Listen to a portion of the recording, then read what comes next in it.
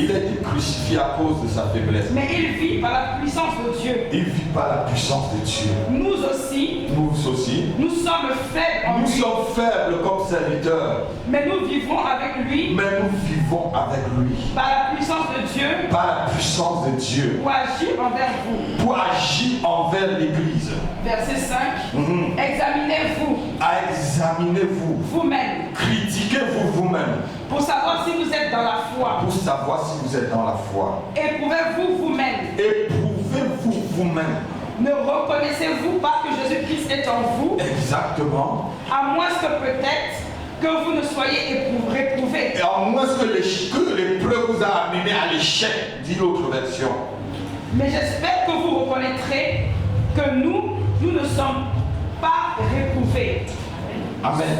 Cependant, nous prions Dieu que vous ne fassiez rien de mal. Cependant, en tant qu'apôtres, nous prions Dieu pour que vous ne fassiez rien de mal, pour que les brebis ne fassent rien de ce qui est mauvais. Non pour paraître nous-mêmes approuvés. Non pour paraître approuvés à vos yeux. Mais afin que vous pratiquiez ce qui est bien. Afin que vous pratiquiez ce qui est bien. Et que nous soyons comme réprouvés. Et que nous soyons comme reprouvés, mais pas reprouvés comme. Il ne dit pas qu'il est reprouvé, lui l'apôtre, mais comme reprouvé. Comme étant délaissé, étant en échec, mais par les corps. Il dit comme.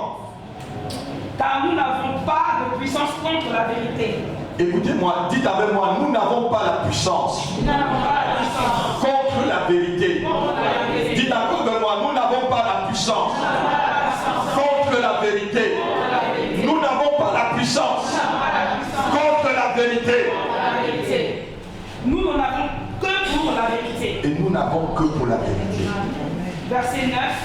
Nous nous réjouissons lorsque nous sommes faibles. Réjouissez-vous quand vous êtes faibles, quand vous êtes de faibles. Tandis que vous êtes forts. Tandis que vous, mes brebis, vous êtes forts. Amen. Et ce que nous demandons dans nos prières, c'est votre perfectionnement. Ce que je demande dans votre prière, c'est votre perfectionnement.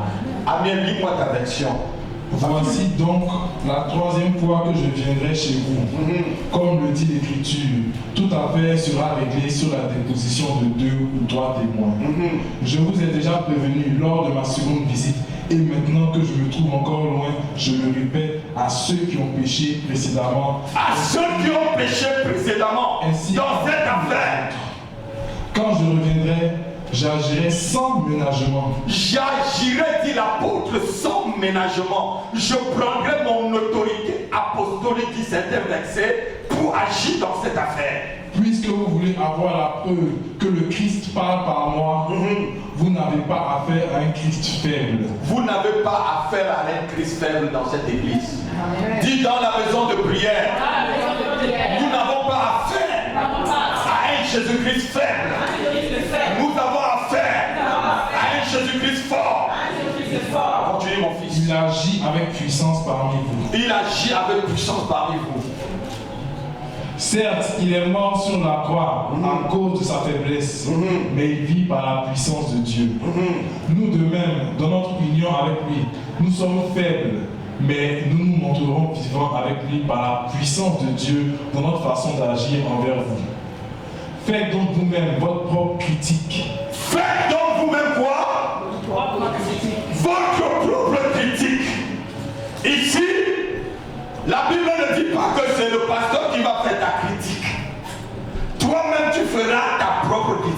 voir tout à l'heure. Faites donc vous-même votre propre critique. Et examinez-vous. Examinez-vous. N'examine pas le frère ou la soeur ou le pasteur. Examine-toi. Pour voir si vous vivez dans la foi. Pour voir si tu vis vraiment dans la foi. Ne reconnaissez-vous pas que Jésus-Christ est parmi vous? À moins peut-être que cet examen n'aboutisse pour vous à un échec. À moins que quoi? Que cet examen n'aboutisse pour vous à un échec. Dis encore, à moins que quoi? À moins peut-être que cet examen n'aboutisse pour vous à un échec. À moins que cette épreuve n'aboutisse pour toi à un échec. Lorsqu'il y a une épreuve, ma fille, où toi tu passes l'épreuve, ou tu échoues. Myriam, ou une épreuve, tu la passes, ou tu es en échec par rapport à l'épreuve.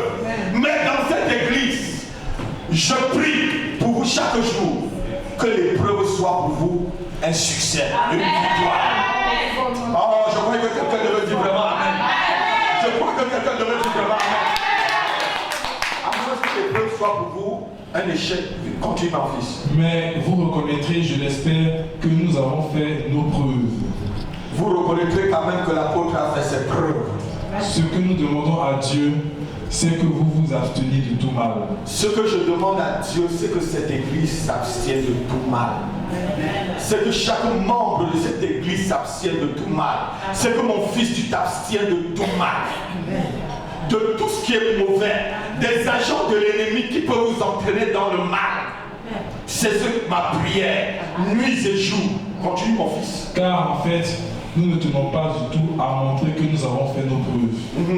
Tout ce que nous désirons, c'est que vous fassiez le bien, même si l'épreuve paraît devoir tourner contre nous. Tout ce que je veux, c'est que vous fassiez du bien, même si l'épreuve souvent se retourne contre moi, le pasteur. C'est ce que l'apôtre veut dire. Il y a eu une épreuve dans l'église de Corinthe. Il y a un monsieur qui est parti jusqu'à prendre la femme de son frère. Il y a d'autres qui venaient mentir que la collecte que Paul avait pris, il avait mis dans sa poche. Lorsque vous allez lire tout vous allez comprendre. On mentait sur lui, on le calomniait, on disait même qu'il était un escroc, qu'il n'était même pas apôtre. Mais sa prière, c'était que les brebis de Corinthe sachent que tout ce qu'il fait, c'était pour leur propre bien. Amen. Amen. Tout ce qu'il fait, même si apparemment l'épreuve retournait contre lui, Paul, tout ce qu'on disait retournait contre lui, n'avait-il pas le droit de dire à un homme qui a pris la femme de son père d'arrêter l'impudicité, de la grosse débauche? N'avait-il pas le droit de proclamer la parole de Dieu et de dire la vérité? Quand tu dis souvent la vérité et quand tu fais ce que Dieu dit, souvent ça peut te retourner contre toi, mais n'aie pas peur. Amen. En tant qu'apôtre, nous n'avons pas peur. Amen. En tant que serviteur, nous n'avons pas peur. Amen. En tant qu'enfant de Dieu, n'aie pas peur. Amen. Vas-y mon fils. C'est seulement pour la vérité que nous en avons. C'est seulement pour la vérité que nous en avons. Continue. Nous sommes contents d'être faibles si vous êtes réellement forts. Je suis content qu'on me traite de faible, qu'on me traite de n'importe quoi. Mais si vous, Myriam, vous, Amiel, vous, Jean-Jacques, vous tous qui êtes dans la salle, et même ceux qui ne sont pas là ce matin, qu'on vous dit que vous êtes forts. Alléluia. Si je vous ai communiqué cette force, même si on dit que votre apôtre est faible, c'est parce qu'on me voit peut-être de dehors. Je ne suis pas faible. L'intérieur, c'est un lion.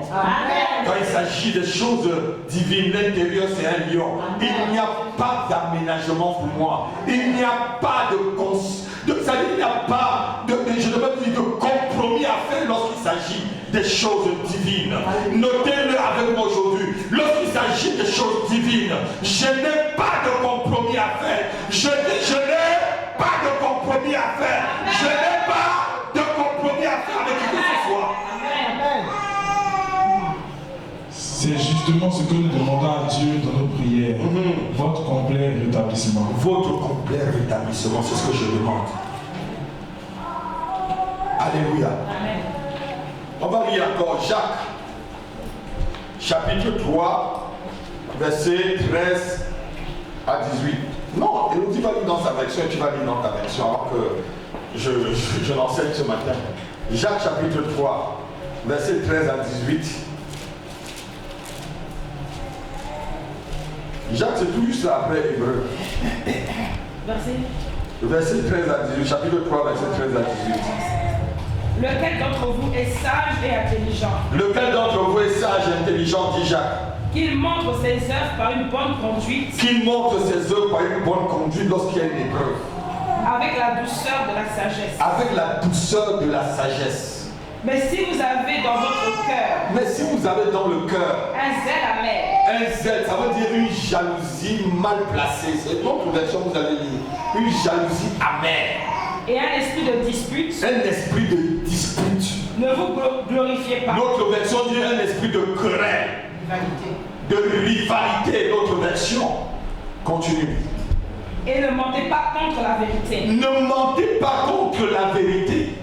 Cette sagesse n'est point celle qui vient d'en haut. Cette sagesse n'est pas ce qui vient de Dieu. Si tu es dans les rivalités, si tu es dans les disputes, si tu es dans les querelles, ça ne vient pas de Dieu. Amen.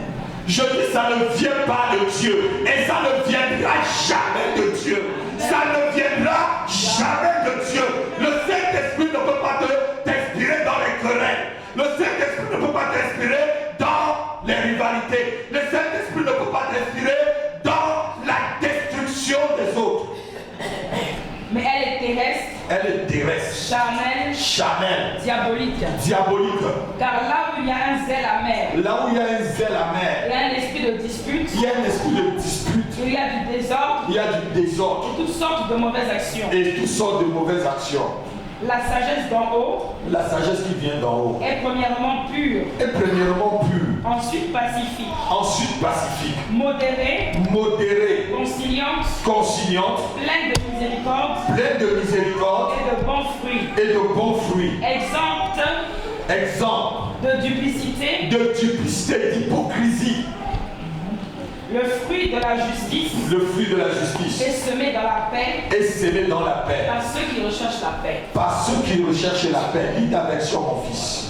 Y a-t-il parmi vous quelqu'un de sage et d'expérimenté? S'il y a quelqu'un de sage et d'expérimenté dans cette église, qui en donne la preuve par sa bonne conduite. Donnez votre preuve par votre bonne conduite. C'est-à-dire par des actes empreints de l'humilité qui caractérisent la véritable sagesse. Par les actes empreints d'humilité, donc être vraiment quelqu'un de humble. Mais si votre cœur est plein d'amère jalousie. Si votre cœur est quoi? Plein de quoi? Plein d'amère jalousie. D'amère quoi? Jalousie. D'amère quoi? Jalousie. Continue. Si vous êtes animé d'un esprit querelleur. Si vous êtes animé d'un esprit querelleur, il n'y a vraiment pas lieu de vous vanter. Il n'y a pas lieu de se vanter. Ce serait un défi à la vérité. Ce serait un défi. Dis avec moi, ce serait un défi. Ce serait un défi. À la vérité. À la vérité. Et qui est la vérité? Jésus-Christ. Jésus dit, je suis le chemin de la vérité. Là, donc lorsque tu te querelles, lorsque tu te défies à la vérité, tu te défies vraiment à Christ. Amen. Continue, mon fils. Une telle sagesse ne vient certainement pas du ciel. Une telle sagesse ne vient pas d'où? Du ciel. Elle est de ce monde. Elle est de quoi? De ce monde. Continue. De l'homme livré à sa propre nature. De l'homme livré à sa propre nature. Livré par la nature divine. De l'homme livré à sa propre nature. Continue, mon fils. Elle est démoniaque. Elle est quoi? Démoniaque. Non, je voulais que vous effaciez ça. Non, frère Miel. On efface ce verset-là. Continue à aussi, on ne va pas effacer. Car là où règne la jalousie, là où règne la jalousie et l'esprit de rivalité, là aussi habite le désordre, là aussi habite le désordre et toutes sortes de pratiques indignes. De toutes sortes de pratiques indignes, ça veut dire des pratiques impudiques, indignes.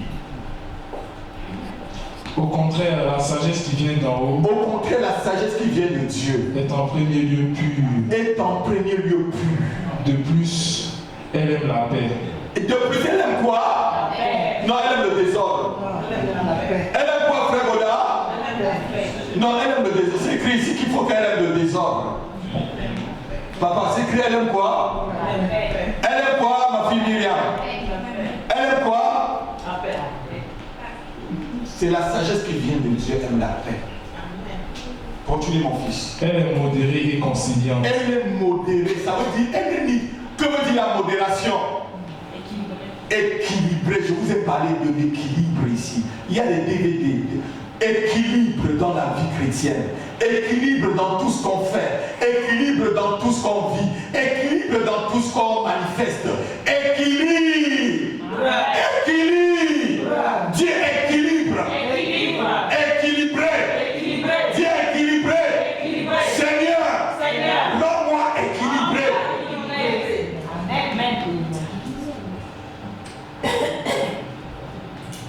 Continue. Elle produit beaucoup de bons fruits et elle est sans parti pris et sans hypocrisie. Elle produit de bons fruits, elle est sans parti pris. Si tu es sage, tu ne prendras pas un parti par rapport à l'autre parce que tu es équilibré. Amen. Si tu es sage, lorsqu'il y a un jugement, tu prendras. Si c'est le Saint-Esprit qui t'inspire, tu ne prendras pas, tu ne lutteras pas contre la vérité comme on a vu tout à l'heure. Tu seras sans parti pris. Ça veut dire que tu seras un juge sans parti pris, équilibré, modéré. Quand tu prends déjà un parti, ça veut dire que tu n'es pas équilibré. Ceux qui travaillent à la paix sèment dans la paix une semence qui aura pour fruit ce qui est juste aux yeux de Dieu. Amen. Ceux qui donnent ma Bible. J'ai une vieille Bible, hein, ça peut-être votre âge. Alléluia. C'est même déjà déchiré. On sent les Bibles qu'on lit. Les Bibles qui sont très propres là, ça veut dire qu'on ne les utilise pas. Donc ceux qui savent, ceux qui sont sages, produisent la paix et le fruit de la paix aux yeux de qui? Aux yeux de Dieu. Quelqu'un peut dire Amen. Amen. Ce matin, Dieu m'a dit hier quand je priais pour vous que chacun doit faire sa propre critique. Amen.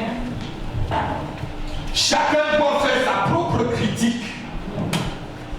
Ce n'est pas le pasteur qui doit faire ta critique, note-le.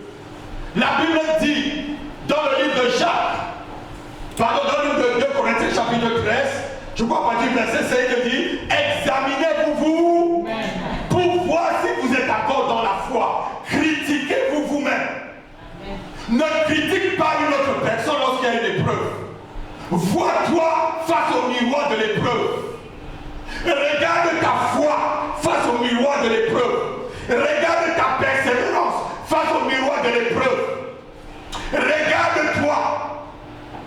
On ne dit pas ici que c'est le pasteur qui va te critiquer, qui va faire ta critique. On ne dit pas ici que c'est l'apôtre qui va faire ta critique. La Bible dit critique-toi, toi, pour voir si tu es encore dans la foi. Examine-toi. Lorsqu'il y a une épreuve, examine-toi. Fais ton propre scanner ce matin. Je devais dire à quelqu'un, fais ton IRM. Touche ton frère, dis fais ton IRM ce matin. Ah non, non, non. Fais ton IRM spirituel. Fais ton IRM spirituel ce matin. Pour voir si tu es vraiment encore dans la foi. Alléluia. Si tu fais ton IRM et que tu vois que l'épreuve que tu passes t'a amené à l'échec, repens-toi. Amen. Parce que l'épreuve peut nous amener à l'échec.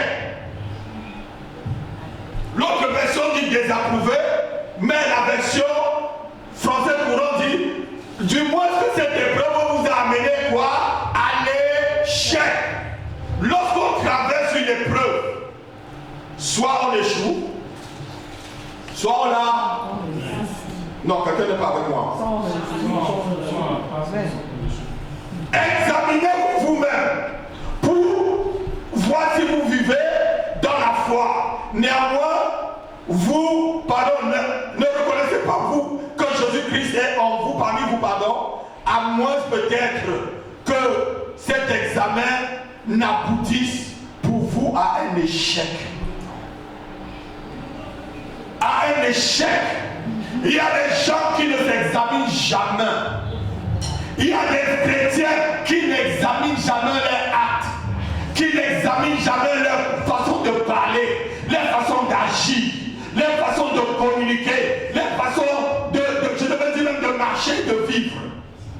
Si tu es un chrétien comme ça, c'est que tu es charnel. Et toutes tes œuvres et tout ce que tu peux penser, la Bible dit qu'elle est diabolique. Ta sagesse. Vous savez qu'on peut avoir une sagesse diabolique? C'est ce qu'on vient de lire là, mon frère Amiel. Tu peux croire que l'histoire qui se passe là, ah non, le pasteur est fautif parce qu'il fallait, c'est écrit où? S'il n'y a pas de preuve dans la Bible, ne juge pas ton frère. Tout ce que je vous enseigne, c'est la doctrine et la vraie doctrine. Amen. Pour votre perfectionnement. Amen. Et pour mon propre perfectionnement. Amen. Et de peur d'être jugé ce dernier jour mal. Amen. Paul dit ici, nous sommes faibles. Dans cette affaire, on croit que je suis faible. Mais sachez que Christ aussi est mort à cause de la faiblesse. Mais sa puissance agit en vous. Quelqu'un peut dire amen. Vous savez, parce que souvent certaines choses passent, on croit que l'homme de Dieu est faible. L'homme de Dieu n'est pas faible. L'homme de Dieu se met dans la position de celui qui cherche la paix. Le chrétien doit se mettre dans la position de celui qui cherche la paix. Dans toute affaire, cherche la paix, ma fille. J'ai suivi un chant l'autre jour avec votre maman sur internet. J'ai envoyé ça à plusieurs pasteurs, à plusieurs collègues. Il y a un miracle ici. Viens ma chérie, je ne sais pas si vous avez encore suivi chez vous. Il y a un miracle ici. Viens. Hein? Viens, il y a un miracle ici. Mais quand on dit à la personne, tu vas être béni. Amen. Tu vas voyager. Amen. Tu vas être riche. Amen. Mais quand on lui dit, pardon. Ah bon? Fuis le péché. Marche dans la sanctification. Quoi, pasteur? Alléluia. Alléluia. Ah ouais, mon fils va encore le dire, tu connais bien le cantique. Si tu aimes les ripopo et les ripapa,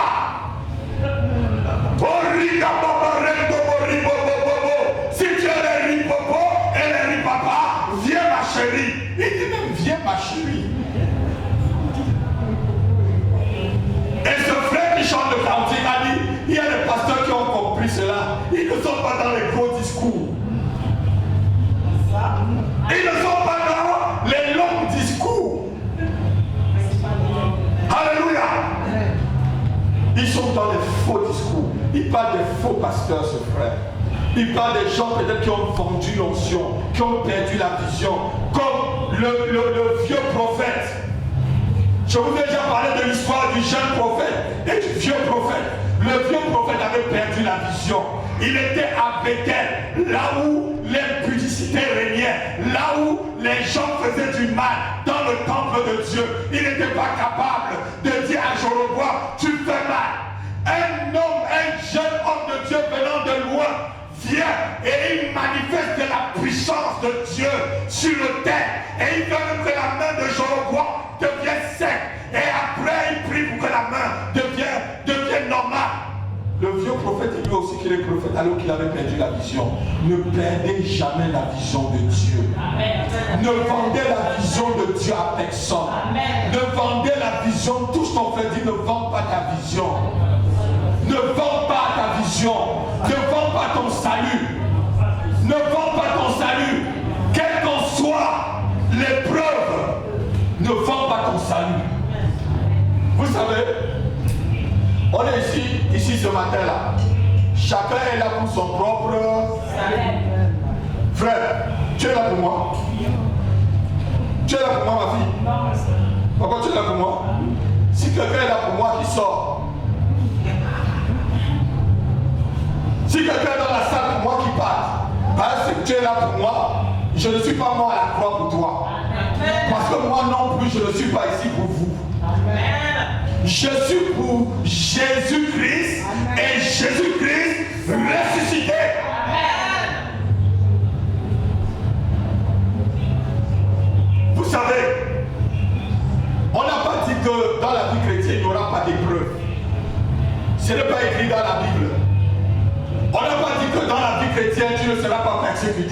Ce n'est pas écrit dans la Bible. Tu seras persécuté, mais il faut tenir fort. Il faut tenir ferme. Il faut tenir ferme. Et la Bible dit, Jésus dit, je ne suis pas venu apporter la paix, mais jeter le feu. Oh yes! Oh yes! Oh yes! Vous aurez pour ennemis les gens de votre propre maison. Tu auras pour ennemis les gens de ta propre maison. Tu auras pour ennemis les gens qui sont près de toi. Celui qui est ton ennemi n'est pas souvent très loin.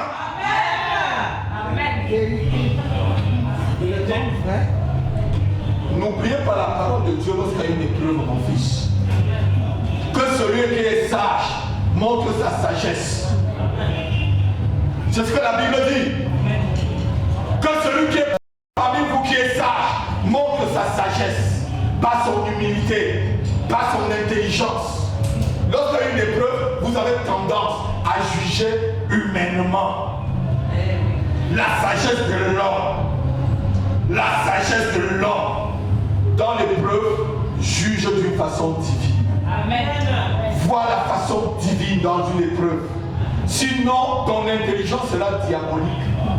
Ton zèle sera un zèle diabolique.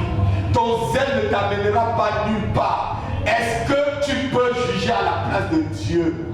Qui es-tu pour juger à la place de Dieu? Je ne peux pas juger à la place de Dieu, mais je peux obéir à ce que Dieu me demande de faire. Point clair. Amen. Examine-toi pour voir si tu es encore dans la foi. Lève ta main, tu dis, Seigneur, donne-moi une intelligence divine qui ne voit pas les épreuves comme quelque chose qui va m'éloigner de toi, mais que chaque épreuve pour moi soit un succès et qui m'approche de plus en plus de toi, au nom de Jésus. Épreuve de ma foi soit un succès pour moi. Épreuve de ma vie soit un succès pour moi, pour me rapprocher de mon Dieu, au nom de Jésus-Christ. Amen. Quand il y a une épreuve, examine-toi. Et la Bible dit souvent, quand tout semble aller mal, assois-toi et réfléchis. Mon fils, quand tu ne me comprends pas, assois-toi et réfléchis. Quand vous ne me comprenez pas, asseyez-vous et... J'ai dit qu'on était à Paris et j'ai répété ici. Lorsque vous êtes avec un homme de Dieu, si vous ne marchez pas au pas avec lui, il sera loin et il fera des choses, vous n'allez pas le comprendre. Vous n'allez pas le saisir. Je vous ai demandé lorsqu'on est entré dans cette salle, je vous ai réitéré il y a un an, marchez au pas avec moi, marchez pas à pas avec moi. Quand je fais 3 pas, faites au moins 2, faites au moins 2 pour que je ne sois pas très loin de vous. Sinon vous ne me comprendrez pas. Si vous ne me saisirez plus, si vous ne saisirez plus la vision de Dieu, et vous direz, mais on ne comprend plus le pasteur. On ne comprend plus maman Eugénia.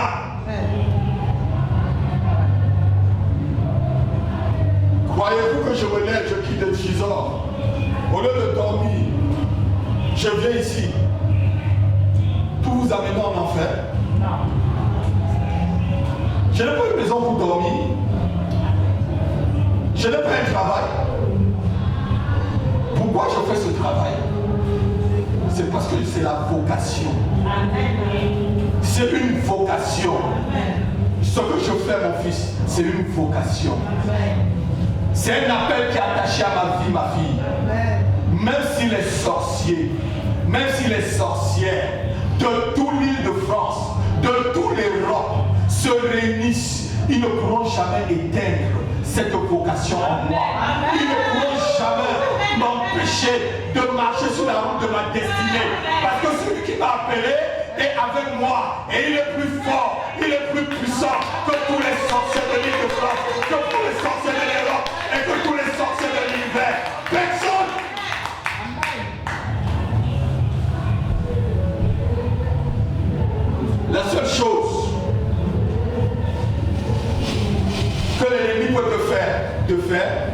as une épreuve dans une église, c'est de dire quitte l'église. Tu crois que tu es trop sage. Si tu quittes l'église, tu vas ailleurs. Tu vas trouver qui là-bas, les anges. Tu vas trouver peut-être pire que dans le jardin où Dieu t'avait posé. Tu vas dire, et tu auras honte de revenir. Parce que tu as tellement dit des mauvaises choses. Tu as mangé dans une assiette, tu as craché sur cette assiette. Vous savez, je vais vous dire quelque chose aujourd'hui. Judas a péché, il a trahi Jésus. Pierre a péché, il a trahi Jésus. Mais les deux, c'était deux personnes différentes. Pierre savait se repentir. Pierre savait, quand il a fait une faute, il demande directement pardon. Mais Judas ne connaissait pas la grâce. Il est parti se suicider. Ayez des gens, soyez des gens qui vivent dans la grâce de Dieu. Amen. Soyez des gens qui vivent dans la grâce de Dieu. Soyez des gens qui vivent dans la grâce de Dieu. Lorsqu'on croit qu'on est toujours plus juste que les autres, j'ai peur. J'ai peur des chrétiens qui croient qu'ils sont plus justes que les autres.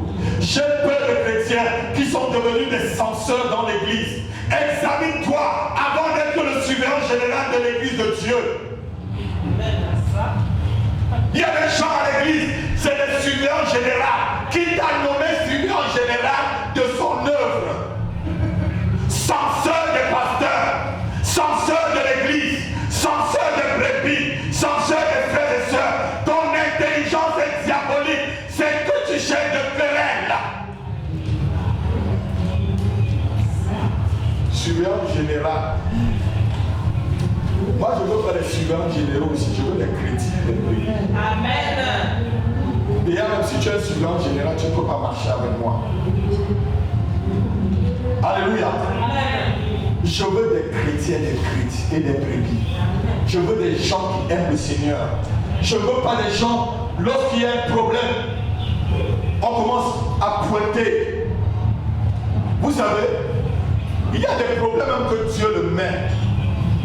Ce qui a séparé Lot et Abraham. Qui a séparé Lot et Abraham? Abraham aimait-il Lot ou il n'aimait pas Lot? C'était son neveu, c'était son sang ou c'était pas son sang? Pourquoi il a lâché?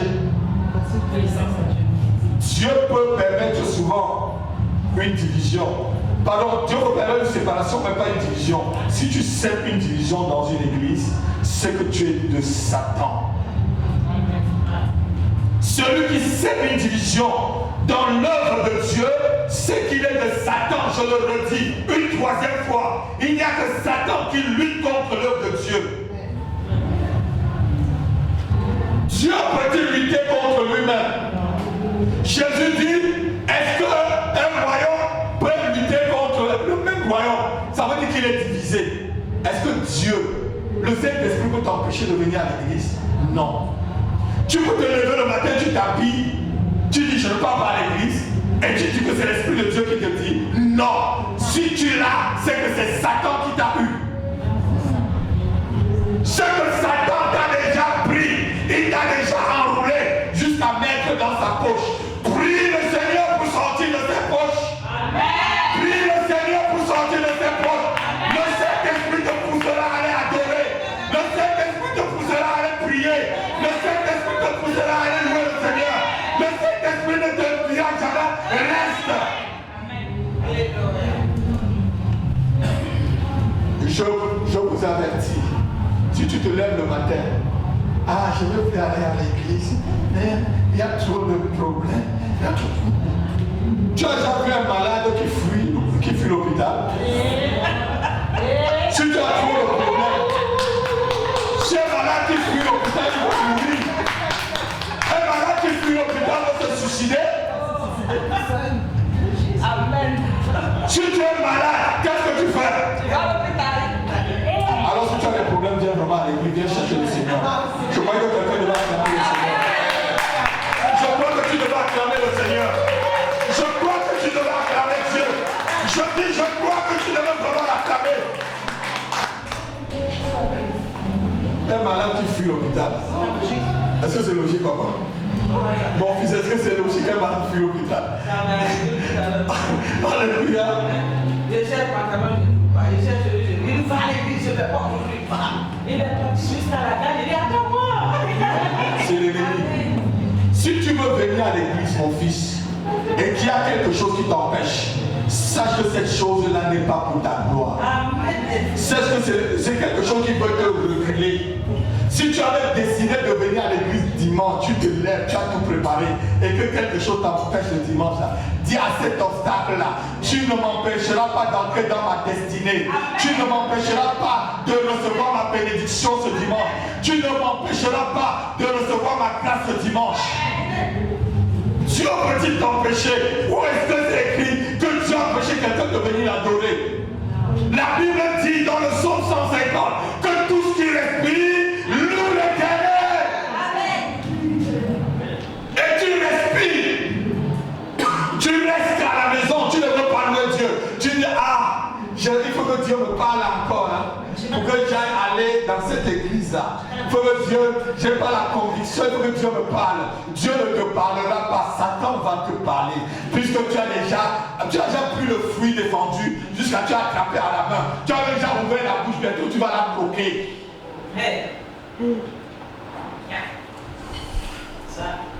Dieu t'a déjà parlé. Et il t'a dit ici, c'est ton assemblée. Tu veux encore qu'il te parle comment? Tu veux qu'il te frappe? Comme il m'a montré une femme tout à l'heure qui est sur le lit, coincée sur le lit.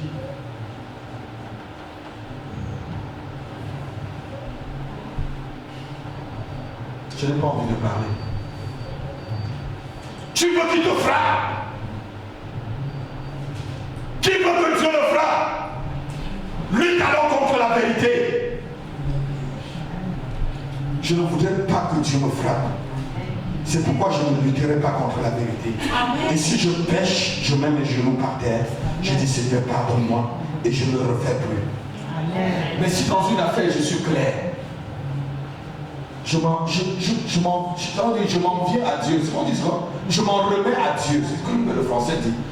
Vous avez su pas mieux que. Je m'en remets au Seigneur.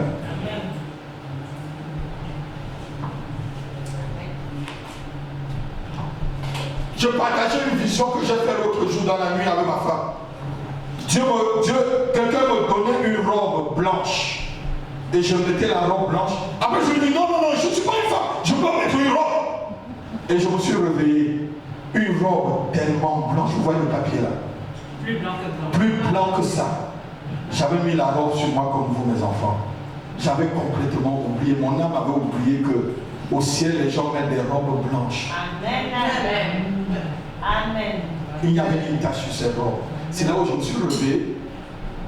Le Saint-Esprit me dit, va d'abord lire Luc chapitre 15. Je lis, je vois quand le fils prodigue est rentré à la maison, le père lui a donné, mettez-lui la robe, la meilleure robe, mettez-lui un anneau à la main, tuez le veau gras et tout. Et je vois que tous les saints de l'Apocalypse mettaient des robes blanches. Amen. Et j'ai compris qu'au temps où le Seigneur Jésus mettait des robes, je dis, ah Seigneur, pardonne-moi parce que moi je ne comprenais pas. Mon âme avait montré autre chose. Je voulais me voir en costume.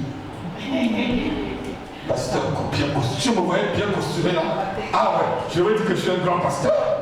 Un bishop, non frère. Ah, c'est la robe. Ben, c'est la robe. Amen. Si tu te vois en robe, tu vas dire quoi? Dis-moi mon fils, je suis pas une question. Tu vas dire que mais c'est quoi ça? C'est là que c'est pas bon. Hein? Mon âme a réagi dans la vision et je me suis réveillé. Seigneur, viens me dire encore ce que tu voulais mettre la robe là pour me dire. C'est mon âme qui a réagi. Alléluia. Mais quand je me suis réveillé, parce que le Saint-Esprit en nous, le Saint-Esprit m'a dit, pourquoi? Lave ta robe dans le sang de Jésus-Christ. Lave ta robe dans le sang de Jésus-Christ ce matin. Lave ta robe qui sont tes œuvres dans le sang de Jésus-Christ. Dis Seigneur, lève ta main avec moi. Seigneur, je lave ma robe dans ton sang ce matin. Je lave ma robe dans ton sang ce matin. Si j'avais une robe noire comme le cramoisi, que ça devienne blanc comme de la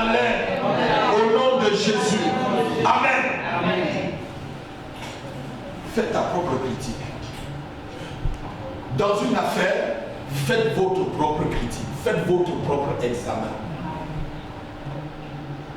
Ainsi, vous pourrez bien marcher avec Dieu. Ainsi, vous aurez la sagesse qui vient d'en haut. Ainsi, vous n'aurez pas un zèle amer. Ainsi, vous n'aurez pas une jalousie amère. C'est une jalousie, c'est la jalousie qui a fait que Caïn tue son frère. On va lire Genèse.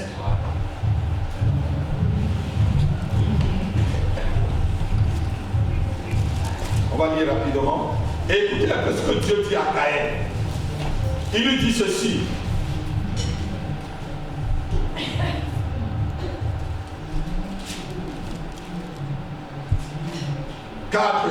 Chapitre 4 à partir du verset. Quelqu'un peut me lire à partir du verset 6. Genèse 4 à partir du verset 6. Et l'Éternel dit à Caïn. L'Éternel dit à Caïn. Pourquoi es-tu irrité? L'irritation c'est quoi?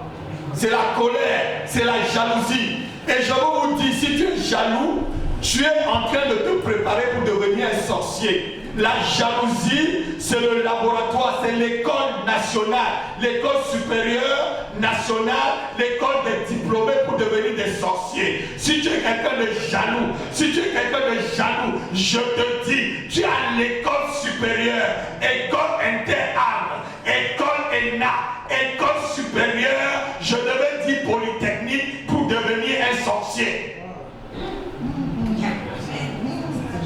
Continue mon fils. Ma fille, pardon. Et pourquoi ton visage est-il abattu? Pourquoi ton visage est-il abattu? Certainement si tu agis bien. Certainement si tu agis dans la paix, dans la vérité, dans l'humilité, dans la sincérité. Tu relèveras ton visage. Tu relèveras ton visage. Et si tu agis mal. Et si tu agis mal, il y a deux. Regardez là, il y a deux possibilités. Soit tu agis bien, soit tu agis mal. Quand il y a une épreuve, quand il y a une situation, c'est toi ma fille à agir. Si tu agis bien, tu vas relever ta face. Mais si tu agis mal, le péché va rester chez toi. Continue. Si tu agis mal, le péché se couche à ta porte. Le péché se couche où? À ta porte. Le péché se couche où? À ta porte. Il était encore à sa porte. Le péché n'était pas encore entré. Donc c'est à toi d'ouvrir la porte quand le péché se couche à ta porte. Fils, fille de maison de prière, le péché se couche à votre porte. Fermez-lui la porte. Amen. Je dis fermez-lui la porte. Amen. Dites avec moi, je ferme la porte. Aux propositions du péché qui est couché devant ma porte. Je le ferme à double tour avec des cellules solides du sang de Jésus. Au nom de Jésus-Christ. Amen. Continue ma fille. Et ses désirs se portent vers toi. Et les désirs du péché sont en train de se porter vers toi. Mais ne dis pas que je ne t'avais pas averti, que personne ne me dit que je n'ai pas averti. Les désirs du péché sont à ta porte. Ils se portent vers toi. Mais toi, fais quoi? Domine sur lui. Mais toi, domine sur lui. Dis au nom de Jésus-Christ. Au nom de Jésus-Christ. Je domine sur le péché qui est couché à ma porte. Je domine sur tout péché. Je domine sur tout péché. Le péché de mensonge, le péché de commérage, de calomnie, de vol. Au nom de Jésus-Christ, je domine sur vous. Je domine sur vous. Je domine sur vous. Le péché de la jalousie, je t'écrase. Je domine sur toi et je te chasse. Au nom de Jésus-Christ. Amen. Amen. Continue ma fille. Cependant, Caïn adressa la parole à son frère Abel. Mais comme il était dans les champs, Caïn se jeta sur son frère Abel et le tua. Amen. Regardez, le péché était couché à la porte. Caïn n'avait pas encore tué. Ça veut dire que dans le cœur de Caïn, c'est-à-dire l'oppression était encore extérieure. L'oppression n'avait pas déjà pris le cœur. Donc lorsque tu as une pensée qui vient dans ta pensée, tu peux encore chasser cette pensée, ma fille. Amen. Mais si tu nourris la pensée va prendre vie. Parce que dans ton cœur, il y a de l'engrais. Satan va mettre de l'engrais pour que cette pensée pousse et devient vraiment le péché. Il suffit seulement que tu ne comprends pas une seule chose que je suis en train de faire. et que déjà dans ton cœur, tu avais de l'amertume contre moi, ou je t'avais déjà repris pour une affaire, et que tu m'as gardé rancune, il suffit que la chose arrive, tu vas me jeter des pierres. Je dis tu me jetteras des pierres. Je dis quoi? Tu me jetteras des pierres. Je dis tu me jetteras des pierres.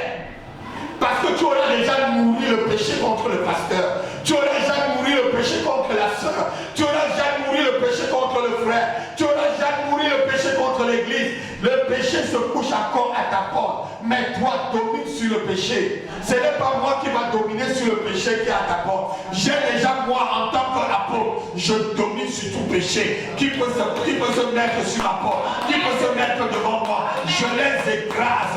Je les écrase.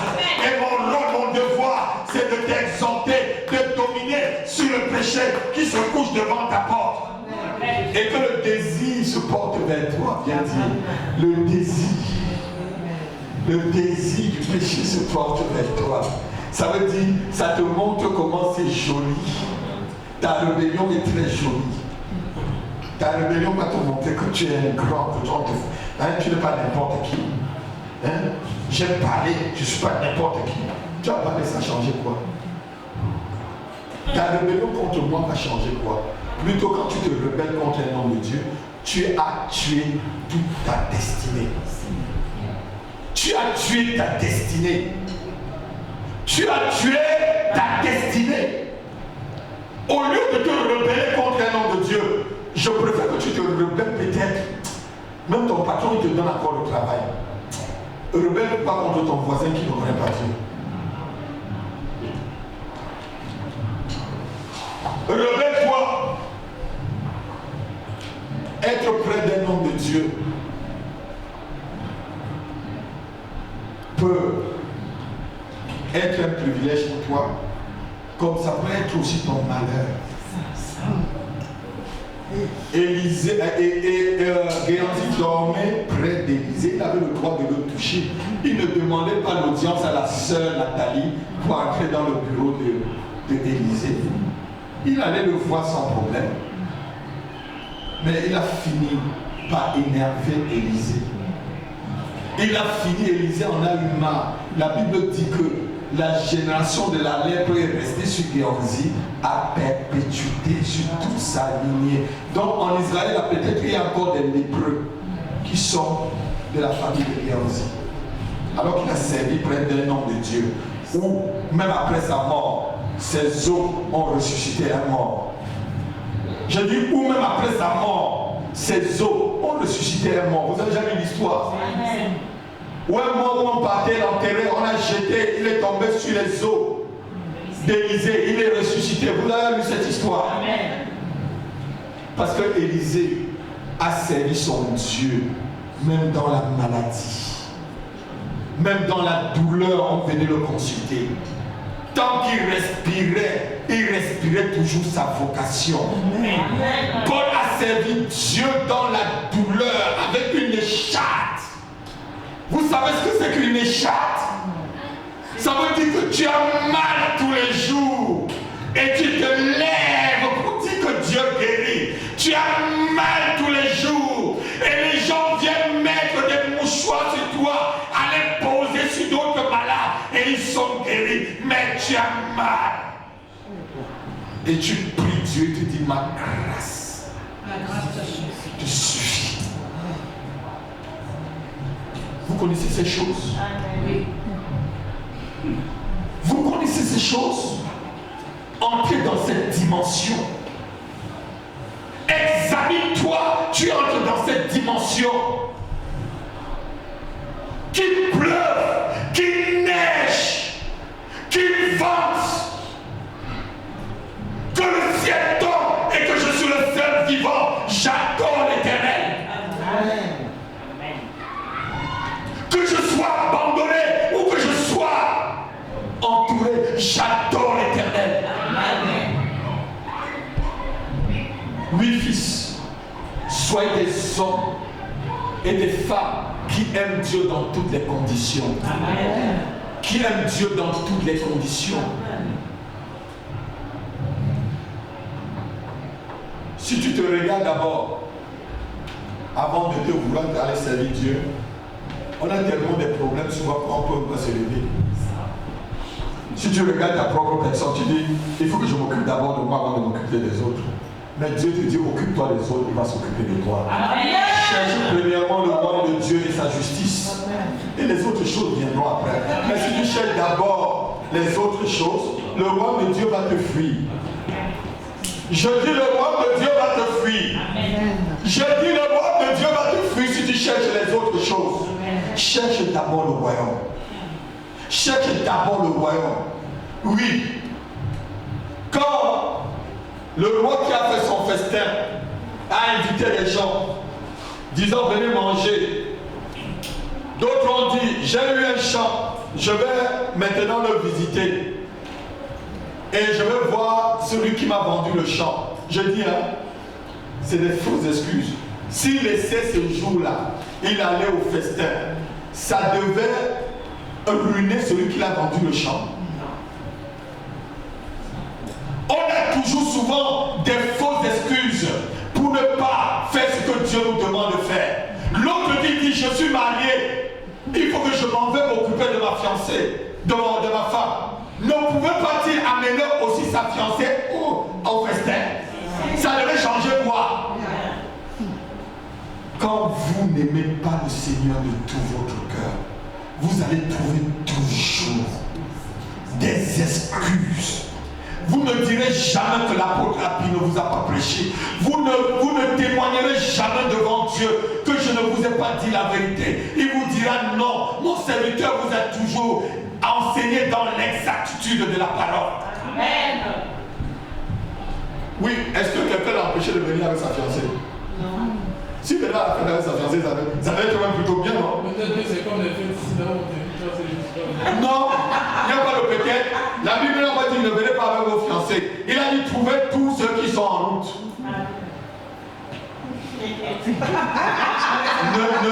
Écoutez-moi bien, mes fils. Ne raisonnez pas avec la parole de Dieu. Ne dites pas à la parole de Dieu ce qu'elle n'a pas dit. La parole de Dieu n'est pas faite pour les gens cartésiens. La parole de Dieu est faite pour les gens spirituels. C'est pourquoi la parole de Dieu dit les choses de Dieu sont une folie pour les sages de ce monde. Et il dit que pour que tu deviennes sage, il faut que tu deviennes fou avant de devenir sage. Alléluia.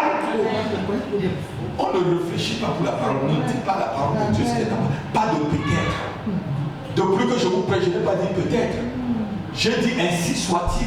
J'ai dit ainsi parle l'Éternel. Je n'ai pas dit peut-être que Jésus-Christ est avec toi. J'ai dit Jésus-Christ est avec toi. Jésus-Christ ne dit pas peut-être que je serai avec vous jusqu'à la fin du monde. Il dit je serai avec vous jusqu'à la fin du monde. La Bible ne dit pas peut-être que celui qui est en vous est plus grand que celui qui est dans le monde. Il dit celui qui est en vous confirme. Je dis celui qui est en moi est plus grand que celui qui est dans le monde. Je ne dis pas peut-être. Peut-être que c'est le doute.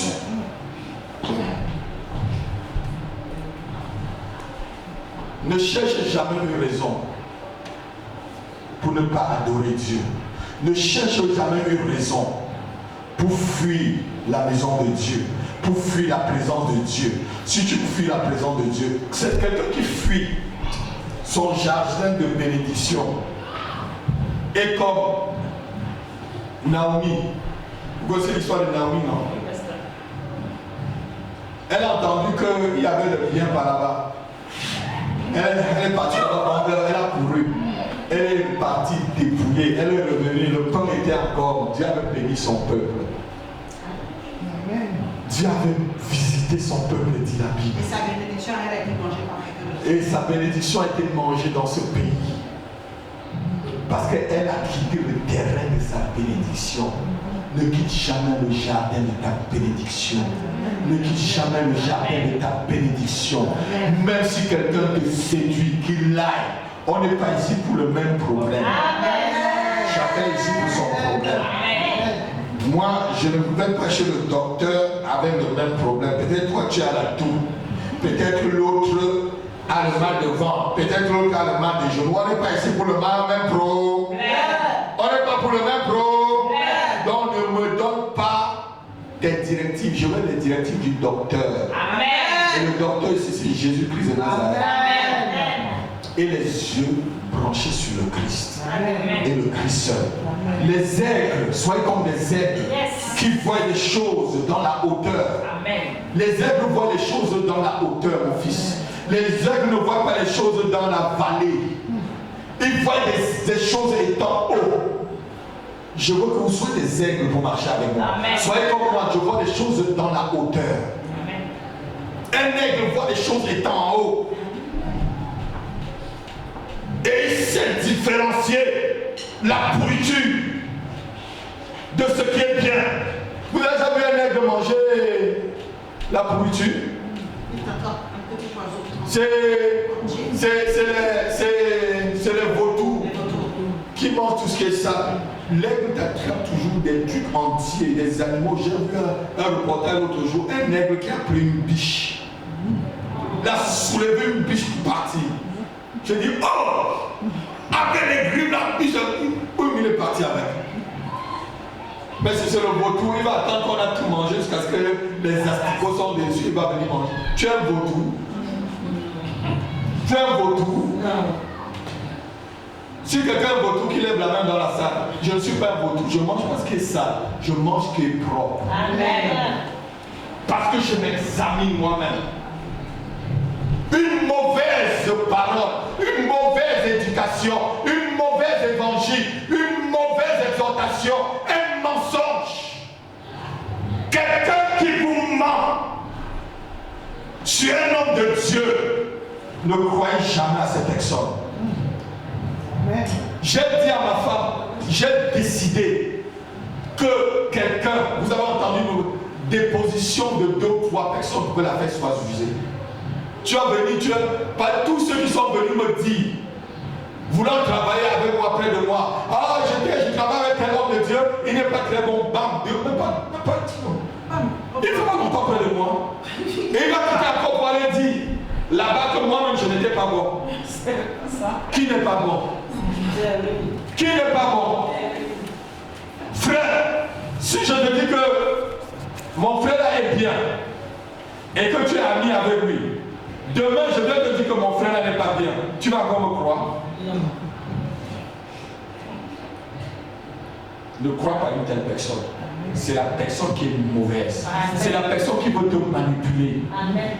Lève la main, dis, je ne me laisserai manipuler par personne. Je ne laisserai mon esprit manipuler par aucun autre esprit. Au nom de Jésus-Christ, je suis la plantation de l'Éternel des armées. Et toute plante que mon Père Céleste n'a pas sémée dans ma vie, je l'arrache ce matin et je le jette dans le feu. Au nom de Jésus-Christ. Amen.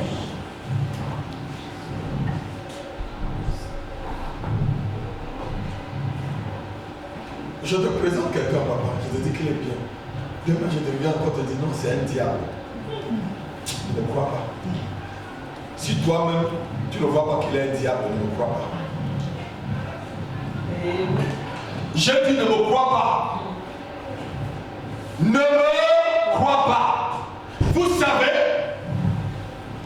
c'est André qui a montré Pierre à Jésus. Mais est-ce qu'on parle d'André? Il fallait qu'un jour André vienne dire à Pierre là que, regarde, l'homme là qui a dit qu'il devait sauver Israël, tu vois, il est mort à la croix. Je crois que Pierre ne devait même plus le croire. Quelqu'un peut te présenter Jésus, on ne le voit plus. Quelqu'un peut te présenter l'apôtre ou l'homme de Dieu qui va t'amener vers ta destinée. Tu ne vois plus cette personne, ne te gêne pas. Il n'a été qu'un instrument de Dieu pour ta connexion. Jésus n'a été un instrument de Dieu pour te connecter sur le chemin. Si tu sais que c'est le chemin de ta destinée, reste-y. Reste-y. Fais comme Élisée. Ton pied, mon pied. Même les filles du prophète, les filles de prophète l'ont parlé, il a dit taisez-vous. C'était les filles de prophète, non? Ils étaient à l'école de prophète, non? Élisée était à l'école de prophète. Les soeurs, il était derrière les bœufs de son père. Pourquoi Dieu n'est pas allé à l'école de prophète choisir un fils de prophète? Amen. Vous ne connaissez pas ce Dieu que je sais. Je dis que vous ne le connaissez pas encore très bien. Lorsque vous marcherez avec moi, vous allez bien le connaître. Je vais bien vous apprendre à connaître ce Dieu. N'y avait-il pas l'école de fils de prophète? Élisée sort d'une école de fils de prophète. Non, si, j'ai fait l'école biblique. Je connais.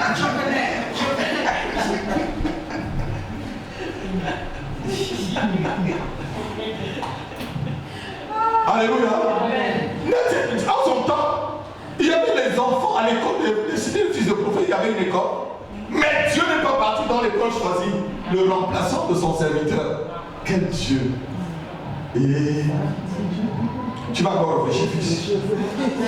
Peut-être Dieu, dis encore peut-être Dieu voulait encore bien réformer, n'est-ce pas? Il n'y avait personne qui pouvait prendre le manteau d'Élie. Personne! Élisée était derrière les bœufs, mais il avait le cœur de reprendre le manteau d'Élie. Aucun de ses enfants à l'école des fils de prophètes n'avait le cœur. Certains étaient là par leurs propres intérêts.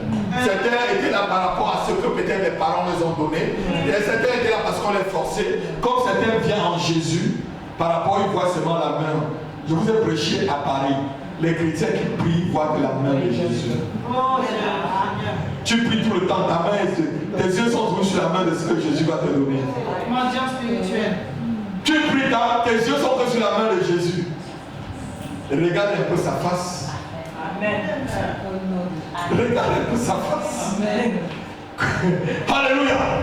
Ah, Seigneur, donne. Regarde ses désirs.